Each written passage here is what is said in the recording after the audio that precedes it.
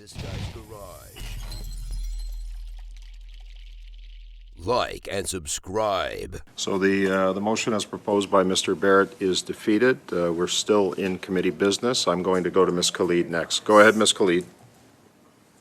Thank you very much, Chair. And in my remarks earlier, I had mentioned how important it is for us to, as a committee, combat the threat and the danger of disinformation campaigns that we've seen, not just the opposition run, but also we've seen foreign actors, foreign state actors take part in, whether it is through funding or through the creation of bots, etc.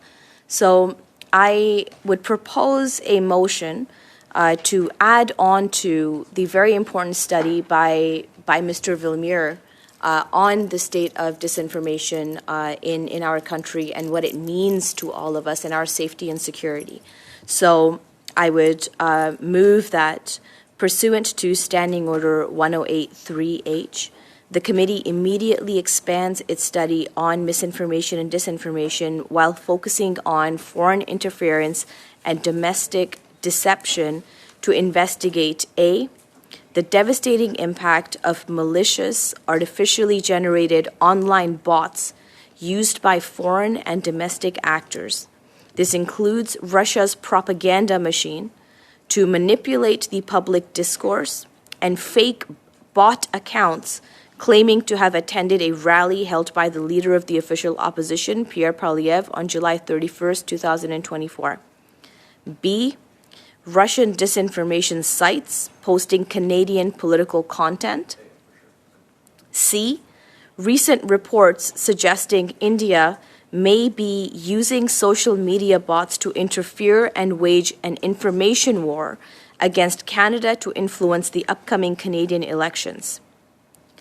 That the committee immediately devotes the next 3 meetings to these critical matters and invite relevant witnesses to provide expert testimony on these subject matters. The committee shall then report its findings and recommendations to the House. And Chair, I'll say a few words to this motion. I think the testimony that we have heard... Just hang on, Ms. Khalid. Everybody should have a copy of the motion. C'était envoyé par le café en avant de notre séance aujourd'hui. Go ahead, Ms. Khalid. Thank you very much, Chair. I do believe that it was circulated earlier. Thank you.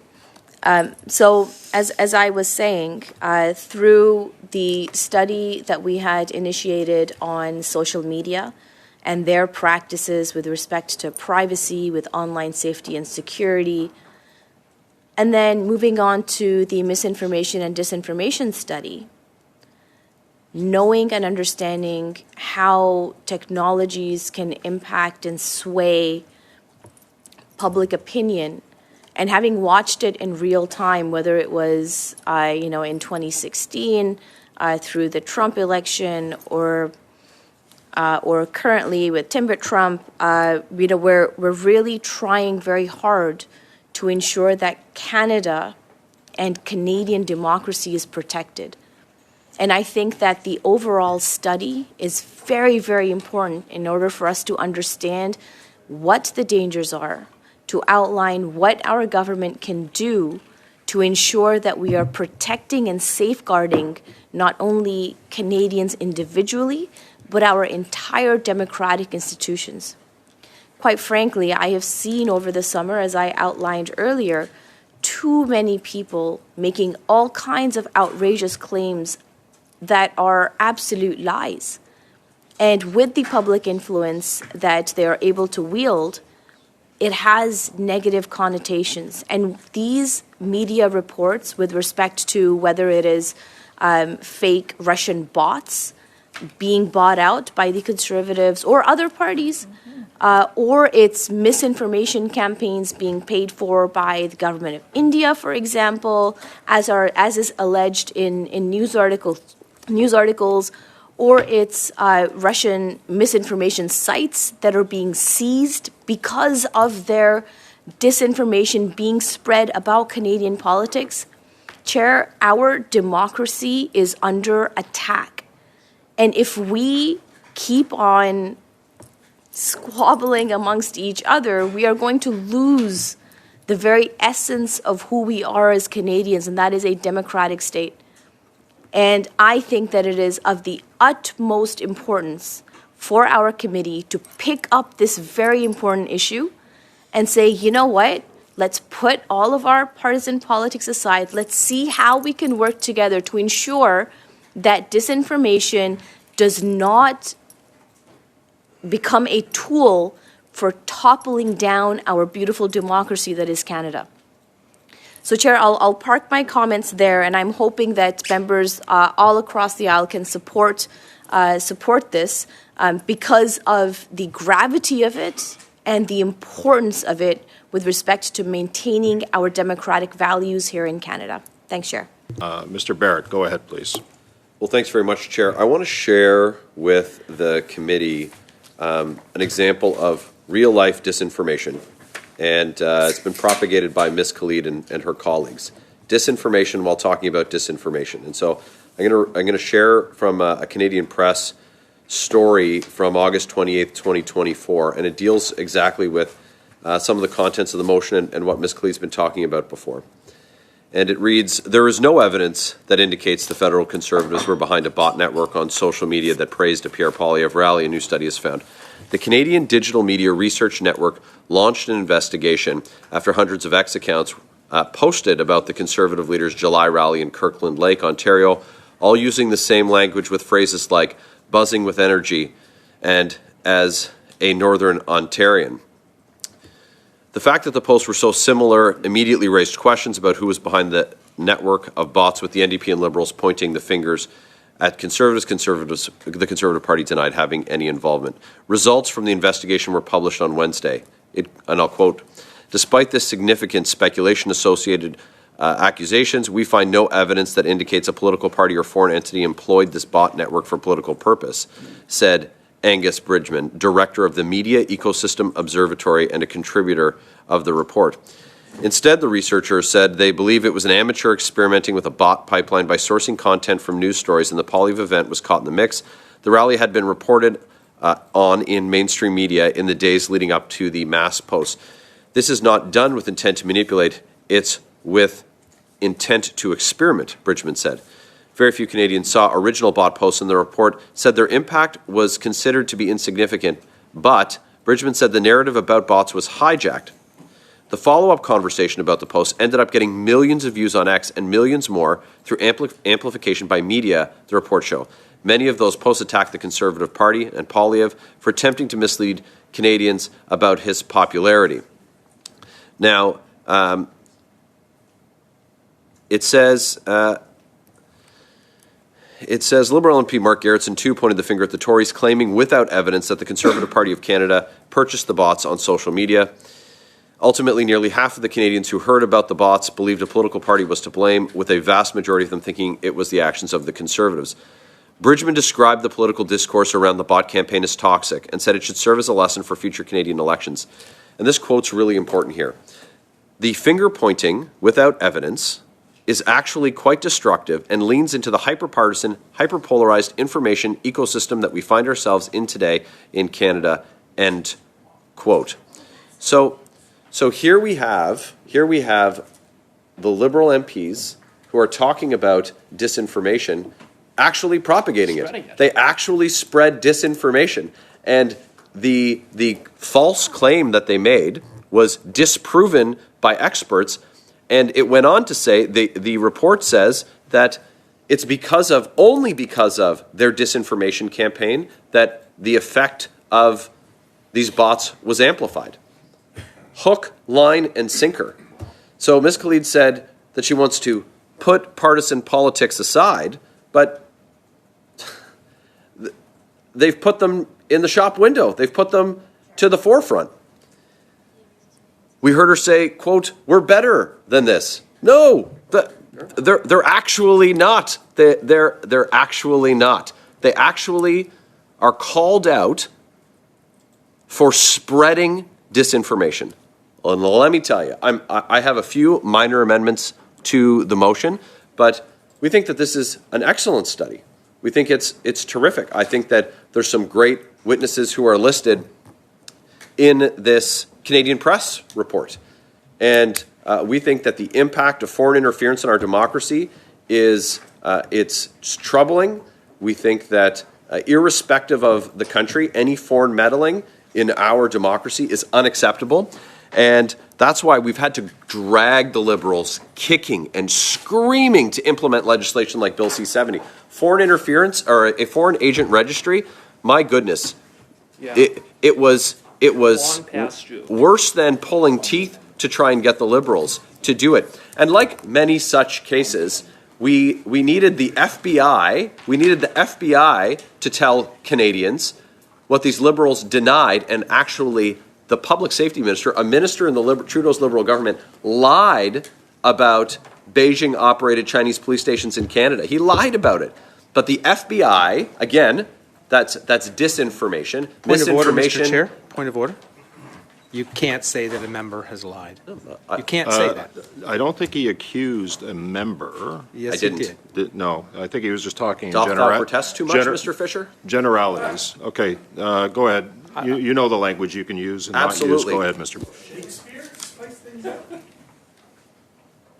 For the kids, we're bringing in Shakespeare as we talk about the disinformation spread by the Liberal government, and we saw it, and that's a great example, and we're lucky to live next door to our friends in the United States, because they've provided great cover to the incompetence of these Liberals on matters of terrorism and on matters of foreign interference. We're so fortunate that they brought it to light for Canadians, because it would have died in darkness with Ms. Khalid and her colleagues. So it's we look very forward to more information about the effects of misinformation. It would be interesting to get some of the people cited in the article, not just the authors, but those who intentionally and without evidence spread false information. Like that's a damning indictment of this Liberal government after their 9 years, and they're unapologetic about it. And so, Ms. Khalid talked about wanting to strip partisan politics out of it. I have an amendment that looks to achieve some of that. And I also have an amendment that looks to solve for some of the scheduling challenges that it creates. But the quantity of the meetings is of no issue, and the broad substance of the subject is important. But my goodness, when we look at the ineptitude and failures of the Liberal government on foreign interference and their intentional spreading of disinformation and amplification of disinformation, we know that they should be more concerned about exposition potentially than foreign governments, because I think that we have domestic interference or domestic deception is a giant problem with these Liberals, who also want to seek, of course, to censor what Canadians see on the internet. So they create the disinformation, limit the channels or the way that Canadians can receive it, and then say that anything that's offside with their narrative is a lie. When in fact we've seen countless examples that these Liberals are in fact the perpetrators of the very thing that they claim to detest. So it's very timely that we're going to deal with this. So I think that's important that we do it. The motion reads that the devastating impact of malicious artificially generated online bots used by foreign and domestic actors in Part A, that's fine. This includes Russia's propaganda machine to manipulate, and I'll ask the clerk to take a note. My amendment would be to strike the word "the," and then would continue to leave in public discourse and fake bot accounts, and then strike all of the words after that up to B, so that way that we're capturing all incidents of this and not just the one that was already studied, but that would include it, of course, and would allow for us to call the witnesses that and the experts who created this report, the Canadian Digital Media Research Network, and their experts. And the last two changes to the motion would be in the final paragraph where it reads that the committee then would strike the word immediately, would leave the word devotes, and then would strike the words the next, but then would leave the words following after, including 3 meetings. So I think you'll probably have been able to capture that, but it expands the scope in Section A, so it's actually more substantive in its amended form, including the incident that's cited, but beyond that as well. And because we have a sub-meeting after this to talk about scheduling, and we have a meeting scheduled Thursday, it would step on that meeting. And probably also not give us enough time to spool up witnesses for it, but that we'd be able to schedule that as part of the other study and for the 3 meetings that are requested. So, look, let's get to the bottom of this. Let's do that. I think it's important as part of the public discourse. People are concerned about this. Canadians are rightly concerned about us. They've asked. They've been begging for action on foreign interference from the government. We dragged them kicking and screaming to bring in C-70. And though it doesn't go far enough, it's not a perfect bill. It got some things right. So we're pleased that it's moving forward.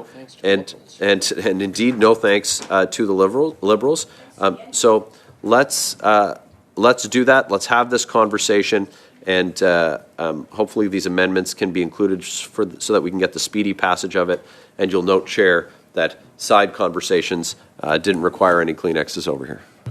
Okay, thank you, Mr. Barrett. So the amendment has been moved, and it's been shared by the clerk to all members of the committee.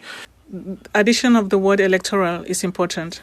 Caputo, I just want to second with the clerk here, okay? So just give me a sec. We add the word electoral.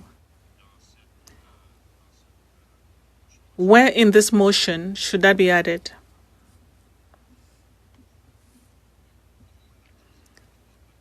Pursuant to Standing Order 1083, the committee immediately expands its study on electoral misinformation and so on.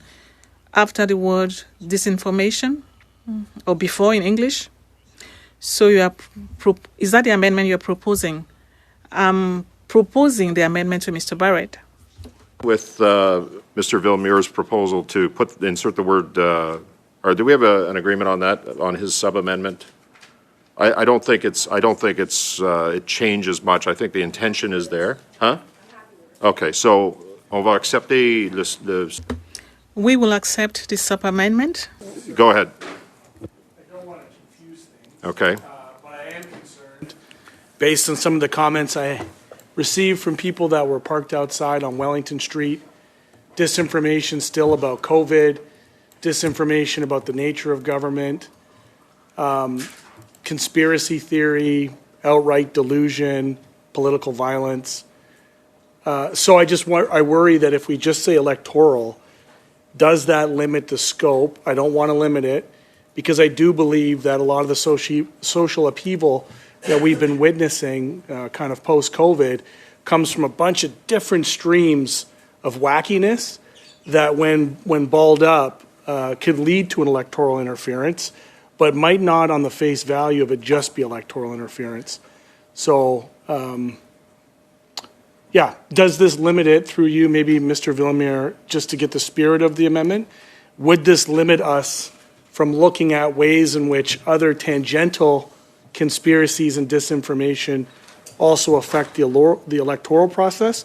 Or are we solely going to be looking at commentary on political actors, parties, and leaders? Okay. So I think, it's funny, I just turned to the clerk, Mr. Green, and I asked if she had the original motion that we had dealt with that started the study of misinformation and disinformation. So just give us a second, because she's going to pull it up. Totally, from the feedback I got from some of the people who are frothing at the mouth out on Wellington Street. Yeah, and the initial motion is very general, because it speaks about undertaking a study of misinformation and disinformation and their impact on the work of parliamentarians, that the committee devote at least the next 3 available meetings, and the committee invites experts in the field of misinformation and disinformation, that the committee report its observations and recommendations to the House. I think, the initial motion, which we're going to carry on with, and the additional up to 3 meetings that we talked about. I mean, we can propose to expand that study any way we want, right? And I think the initial motion, in my view, captures precisely what you're talking about. This motion, in the context of that study, adds to it, and it adds. And if you're satisfied with that, I know I am. And I think the intention of the committee is very clear to me, and I think it's clear to the clerk as well. If it wasn't, I'd tell you. But again, what comes with this is a list of witnesses that we need to contact in order for this study to continue. So I throw that out to you guys. Okay. So, all right. So we're going to stick with the sub-amendment as agreed to by committee on electoral. I'm now on the amendment. I do have. Mr. Caputo, Mr. Cooper, and then Mr. Fisher. So, Mr. Caputo, on the amendment proposed by Mr. Barrett. Go ahead, sir. Yes, thank you, Mr. Chair. It's a pleasure to be here at the Ethics Committee first and foremost, and I wholeheartedly support Mr. Barrett's amendment. The reality is that if we are going to take the partisanship out of it, then why are we naming any parties? And this is coming from the Liberals, who through their public safety minister, who I had the pleasure of questioning, have refused to name the 11 MPs who are part of undermining our democracy. So if we're going to have a fresh look at electoral interference, why, and this is a genuine, bona fide attempt at the Liberals to get to the bottom of something, I find it a little bit disingenuous when the Liberals are refusing to name people who are alleged to have committed some of the most serious offenses known to Canadian law. So I wholeheartedly support Mr. Barrett's amendment. I think it is truly nonpartisan, and it is in the best interests of Canadians, and that's something that I, both as a member of Parliament and as a Conservative, support. Thank you.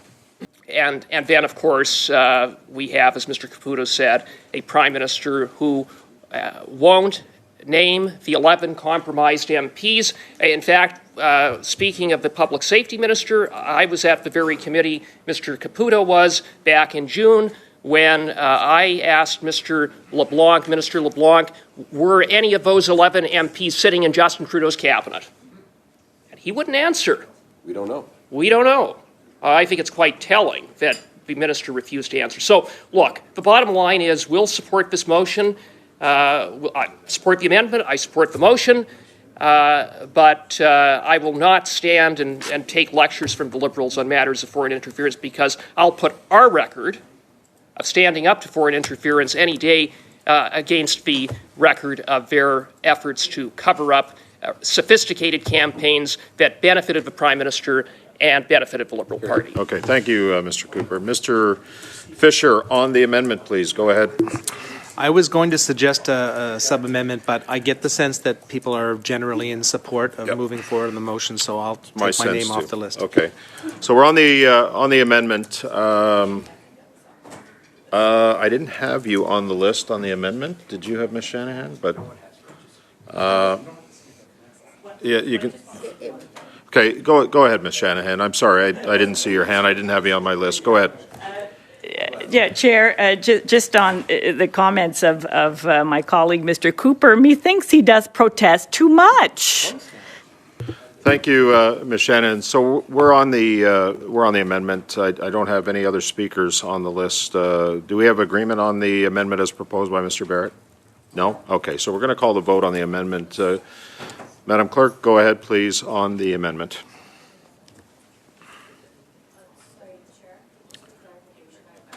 I've already called the vote, but I just want to make sure I know what I'm voting on. You're voting on the amendment that's been And sent that to you. amendment includes, sorry, that amendment includes Mr. Villemure's, Well, that's already been approved. The electoral part on the sub-amendment, that's already been approved by the committee. Right. What you're voting on is the amendment proposed by Mr. Barrett that I read out and that you've been sent, that you were sent right off the top of him moving that amendment. Okay? So I've called the vote, and I'm going to continue with the vote. Madam Clerk, go ahead, please. Thank you. The vote is on the amendment from Mr. Barrett to the motion from Ms. Khalid. Mr. Baines. Yes. Ms. Shanahan.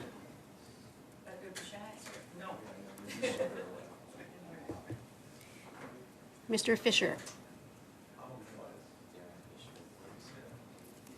Mr. Housewater. Yes. Ms. Khalid.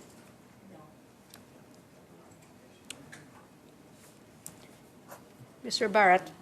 Yes. Mr. Caputo. Yes. Mr. Cooper. Yes. Monsieur Villemure. Mr. Green. Yeas 8 pour 8. Nays 3 contre 3.